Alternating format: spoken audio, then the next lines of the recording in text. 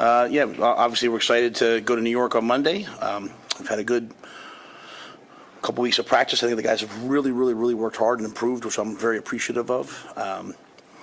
So practice one more time tomorrow on Saturday, take Sunday off, and then head up Monday. So we have 3 guys who won't play in the game. Obviously Tommy, we shut him down with 2 weeks left, and hugged him yesterday. He's graduated, which was the number one thing I wanted for him. He's going to go continue to get that foot right and get ready for the Senior Bowl and hopefully be a great draft pick. Micah Mazuka had to have labral surgery, torn labrum. He played through it, which I appreciate.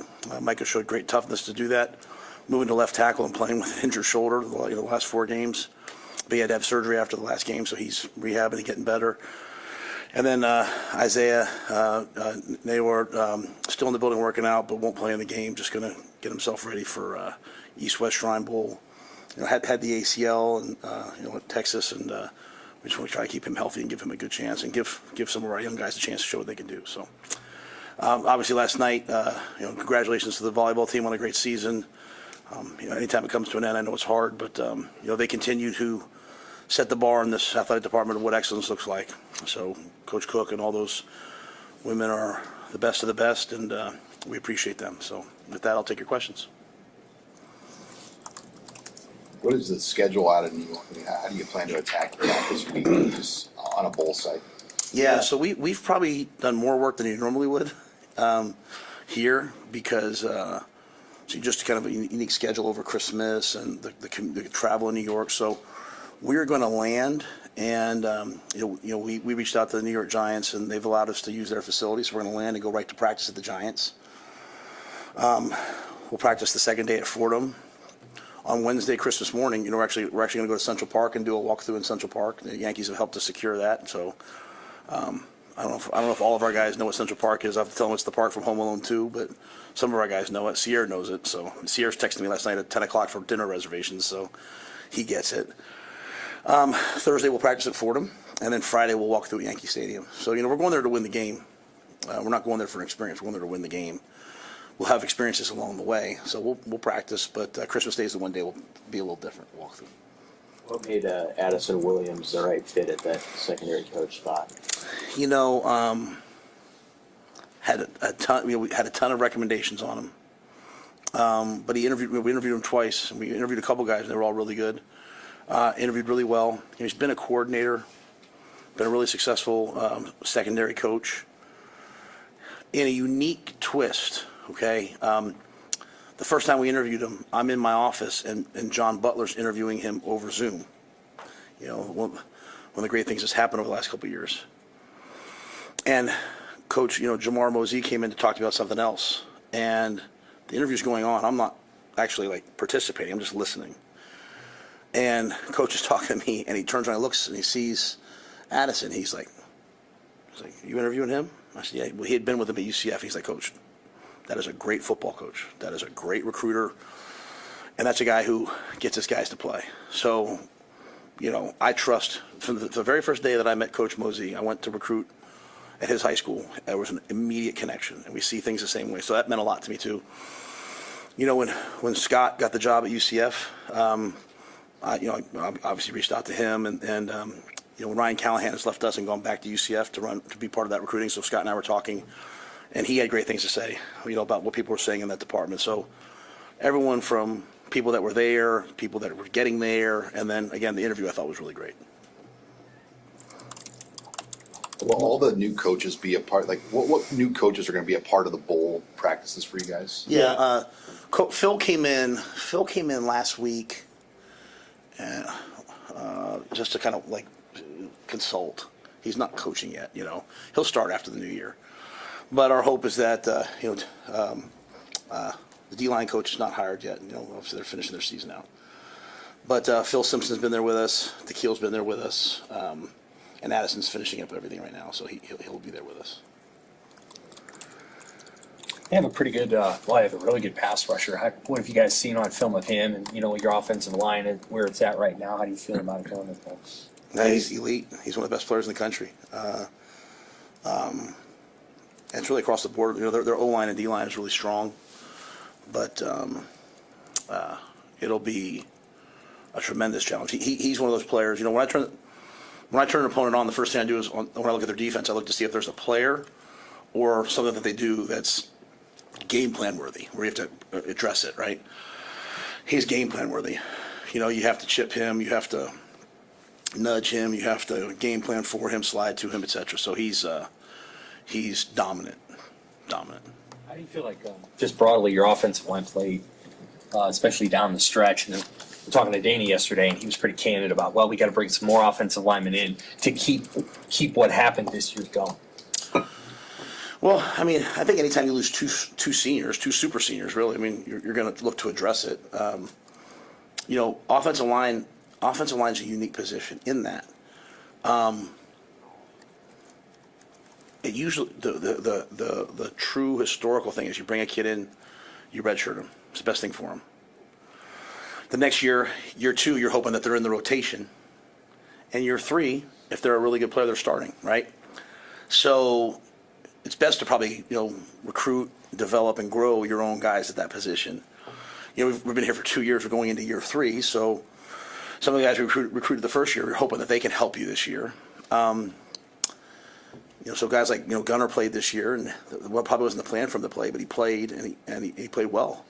So I think that, you know, you're going to look for offensive linemen all the time, and continue to recruit and develop your own guys. You know, but I don't, you know, I just want to make sure I say it. To me, it's a 3-year process at best if a guy's really a good player.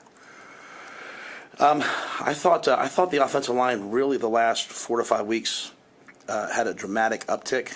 Played better. I thought when we part of it's just development and growth, and part of it was settling down maybe a little bit of what we were doing. You know, kind of what Dana's talked about. Like, Dana's not changed anything; he's just shrunken down what we were doing, and I think that's helped. And I think Donnie's done a really good job of developing guys, and a lot of guys really that we have on the team, we think they're really good. They can be really good players. They just need the weight room. They need another off season. Is this an era where you sample more younger guys in a bowl game like this than you would have in the past, or is it just about you're playing the best guys to win the game, obviously, but do you want to integrate more younger guys into the rotation than you have? Well, I think the difference now is that people are going into the portal, so maybe don't have them, or you know they're opting out for the future. So that's the one difference. I will always, you know, I have this thing I always say to myself all the time: just winning comes first. You know, just winning always comes first. So we'll do whatever it takes to win the game. We're never going to pacify somebody. You don't help somebody by playing them to keep them happy. But just the natural. What happened to Marshall, right? The natural move is that you have less guys, so it's an opportunity for some younger players to play.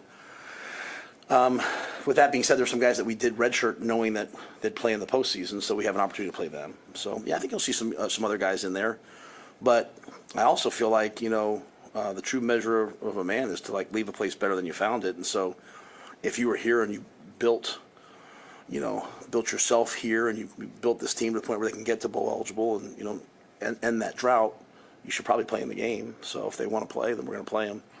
So to me, it's the end of this year, and it's the first game of next year. So it's probably a fine line there, and it's probably just, you know, it's up to each individual, and we look at each individual maybe separately.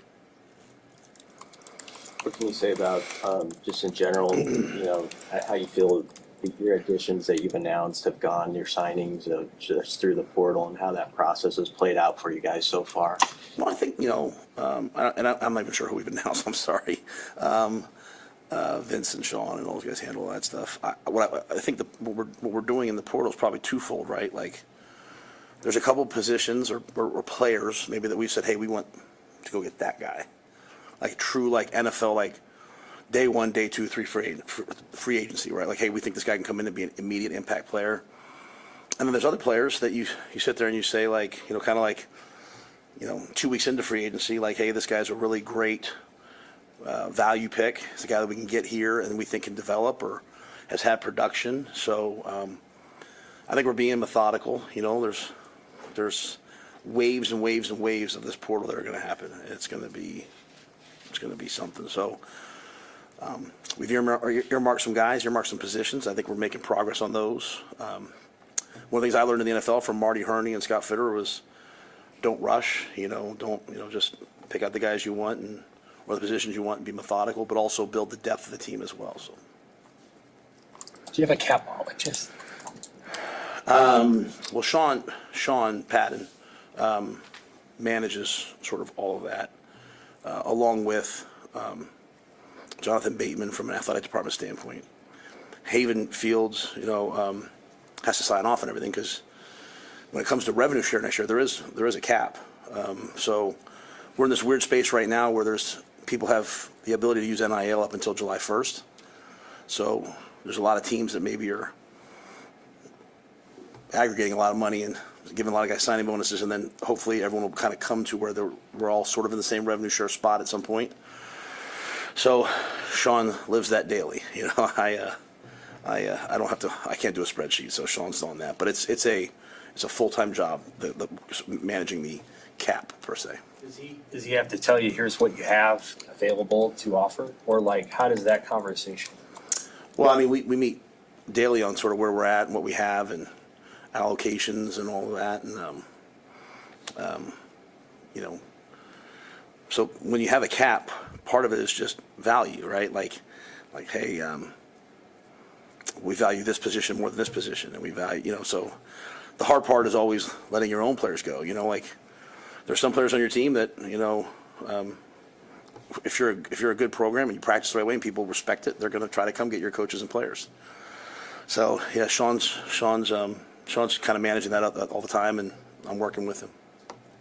Members of the 25 class here now, and I guess if so, I mean, what are the benefits of those guys being with you during this whole process? I think it's a great, indoctrination into how we do things. They can't practice until the 21st, until school's out. So some guys are starting to get here right now. I think we'll go on the bowl trip with, I don't know what the final number is, maybe 8 or so. And I think it'd be great for them just to kind of see the way we do things. Some of them will get a chance to practice. We'll get a chance to start to work with them, and when they show up in January, I think it'll be way better for them. So first time I've ever had that rule, and Susan's worked really hard on it. I think it's been really good. How's it working offensively with Holgerson? Is he implementing his system now, or does that start after the bowl? I think I think Dana is not necessarily tied to a system. I mean, he's not air raid. No, I'm saying he's very quick to say that. Like, hey, I'm not putting in the air raid. Like, and we always want to have concepts and systems that prepare guys for the National Football League. And so I think what he's just doing is he just continues to narrow down who we are and what we do. And so he's running it. He's in charge of it. He's doing it. And who we are moving forward, I think will come down more to who we have and what they're good at, I think, than anything else. So, but he's taken this month. I mean, he's made some changes, but not a wholesale shift. Is the language, does it switch to his languages eventually? No, I think I asked him. I said, after the last game, I was like, "Are we going to start, using different language, your words, your system?" And he was like, "No, the guys know this. They know these words. They know these systems. There's some things that he's changed a couple formations. Like I've called it this. This doesn't make sense." So he's made some changes, but for the most part, he's just kind of indoctrinated himself into kind of what was there. Hey, how do you feel about your running back room? Is the guys you have right now, is that good enough for you? Yeah. Well, yeah. I mean, I would never say the guys aren't good enough. You know what I mean? Like,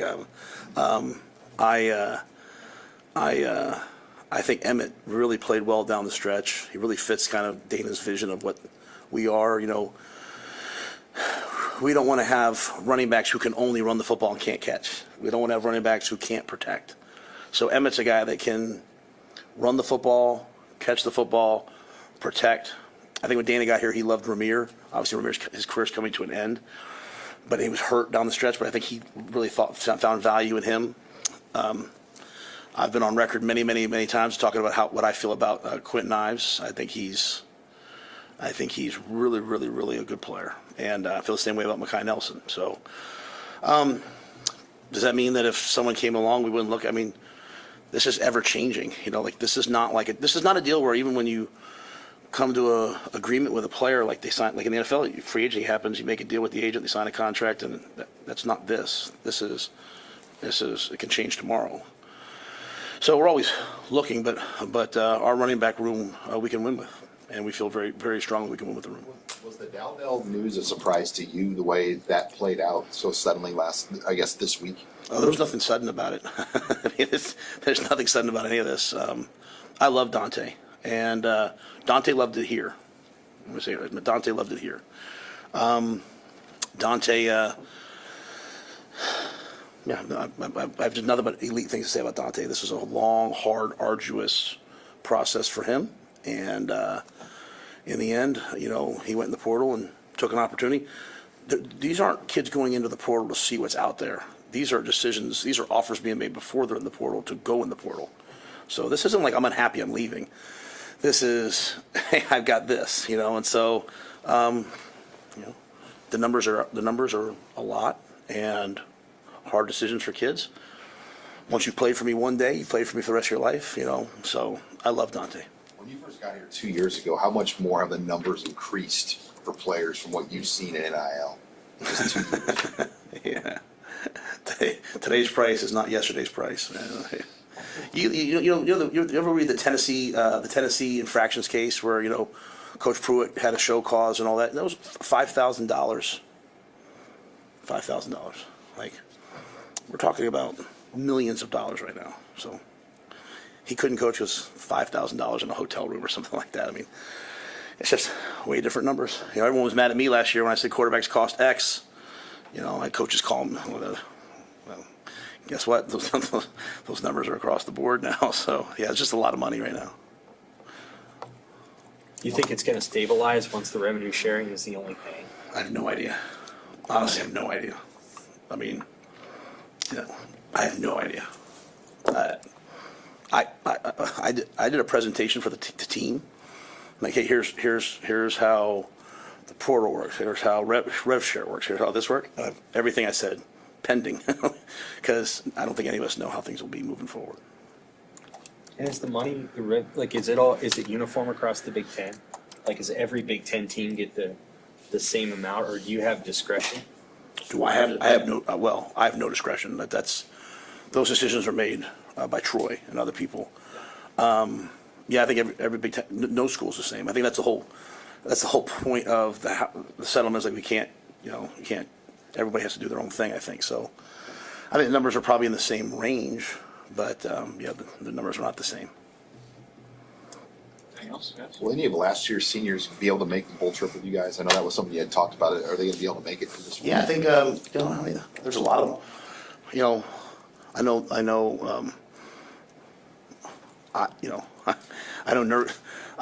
know because it went on my credit card. I know Nuri's flying in from Germany, so thanks, Nuri.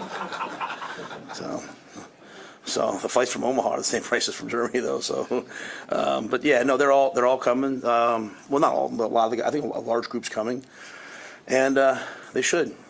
They mean a lot. I don't say they meant a lot. They mean a lot to me, and so it's the least we can do. So Julie and I, sometimes it's hard to show people how you feel about them. So this is a way we can show them how we feel about them. So excited for them to be there. Excited to watch your alma mater tomorrow.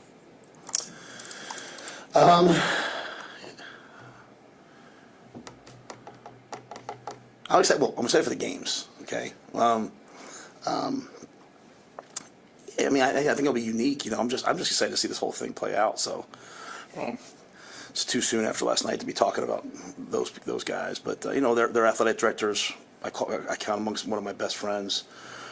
I think when you think back to my alma mater, Penn State, what happened there, what Bill O'Brien did to stabilize it with really no scholarships, what John Butler did, and then what Coach Franklin has done. I mean, just year after year after year after year. I mean, he took over a program with sanctions, and year after year after year, they continue to win. So I think Coach Franklin's done an amazing job, but I'm excited for tonight. Really, I mean, I'm really excited to watch that game tonight. I'm excited to see how this all plays out, and then see how it moves playing forward. I'm excited to see like the Group of 5 teams or the non-Big Ten SEC teams, how they do. When I was at Temple, I would have stood here and fought that we should be in the college football playoff, and now I'm in the Big Ten. I'm like, oh, those guys don't belong. Strength of schedule. So, it's nice to just have it all stop being all pundits talking and just let's play it out and see what happens. So weather and all that. So, Yeah, I think it'd be really cool. Thanks, guys.